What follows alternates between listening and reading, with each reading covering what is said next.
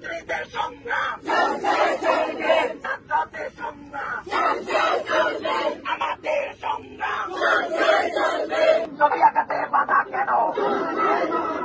বাংলাদেশ না দ্বিতীয়বারের মতো স্বাধীন হয়েছে, তাহলে স্বাধীন দেশে আমাদের পাহাড়ের আদিবাসীদের সাথে এগুলা কি হচ্ছে আপনারাই বলেন। মেধাবী ছাত্রছাত্রী দ্বারা স্বাধীন হওয়ার পর থেকে বাংলাদেশের যারা মেধাবী ছাত্রছাত্রী আসে তারা নিজ দায়িত্ব থেকে বাংলাদেশকে সুন্দরভাবে পরিচালনা করার জন্য নিজ নিজ দায়িত্ব থেকে প্রত্যেকেই কেউ দেয়ালে ডিজাইন করতেছে, কেউ পরিষ্কার পরিচ্ছন্নতা করতেছে নিজ নিজ জেলা উপজেলা। আমরা 3 পার্বত্য জেলার পাহাড়ি আদিবাসী ছাত্রছাত্রীরা কেন পিছিয়ে থাকবো আপনারা বলেন।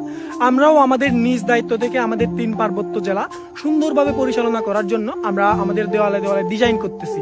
আমরা এখানে বৈষম্যর সৃষ্টি করতেছি না, আমরা এখানে শুধুমাত্র আমাদের পাহাড়ের আদিবাসীদের সাথে আগের যে ঘটনাগুলা ঘটে গেছে, আমাদের পাহাড়ি আদিবাসীদের সাথে আগের যে নির্যাতন অত্যাচারগুলো করা হয়েছে ছবি এঁকে হচ্ছে মনের ভাবগুলো প্রকাশ করার ট্রাই করতেছি।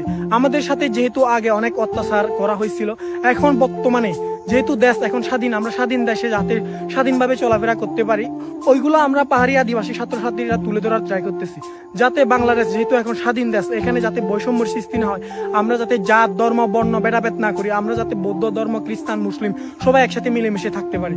আমরা দেয়ালে দেয়ালে ছবি এঁকে আপনাদেরকে বোঝানোর ট্রাই করতেছি 1996 সালে আমাদের মানবাধিকার কর্মী কল্পনা চাকমা যিনি অপহরণ হয়েছেন ওনাকে আমরা এখনো পাইনি, ওনাকে পাওয়ার জন্য আমরা দেওয়ালে দেওয়ালে ছবি আঁকতেছি। এখন আমাদেরকে কেন বাধা দেওয়া হচ্ছে বলেন?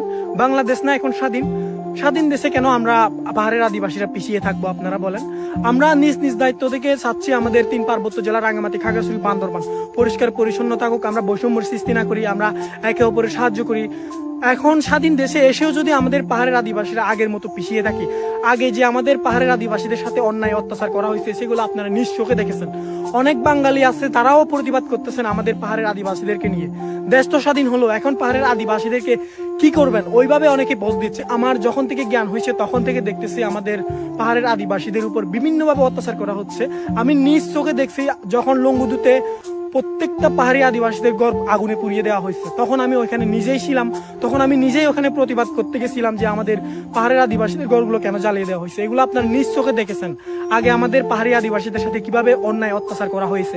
এখন আমরা এগুলা যাতে ভবিষ্যতে না হয় সেজন্য আমরা প্রত্যেক দেওয়ালে দেওয়ালে মনের ভাবগুলো প্রকাশ করার ট্রাই করতেছি। এমন না যে শুধুমাত্র আমরা পাহাড়ের বৈচিত্র্যগুলো তুলে ধরতেছি, আমাদের পাহাড়ের অত্যাচারগুলো তুলে ধরতেছি, আমরা এখানে সমানভাবে সবকিছু দেওয়ালে গ্রাফিটি করতেছি। এই যে কল্পনা চাকমা দিদি অপহরণ হয়ে গেছেন, আমরা ওনাকে সাই এভাবে হচ্ছে আপনাদের দাবি জানাচ্ছি।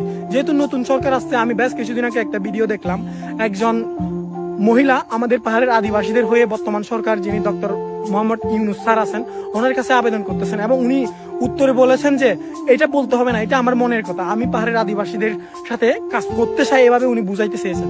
তো যেহেতু বর্তমান যিনি প্রেসিডেন্ট আছেন ডক্টর মোহাম্মদ ইউনুস স্যার, উনি যেহেতু আমাদের পাহাড়ের আদিবাসীদেরকে নিয়ে কাজ করতে চান, তাহলে এখন কেন আমাদের কাজে বাধা দেওয়া হচ্ছে?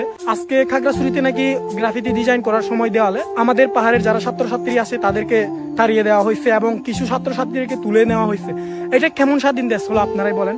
আমরা পাহাড়ের আদিবাসীরা কি কখনো আমরা অধিকার ফিরে পাবো না? কখনো কি আমরা অন্যায় অত্যাচার থেকে বাঁচতে পারবো না? আপনারাই বলেন, আপনারাই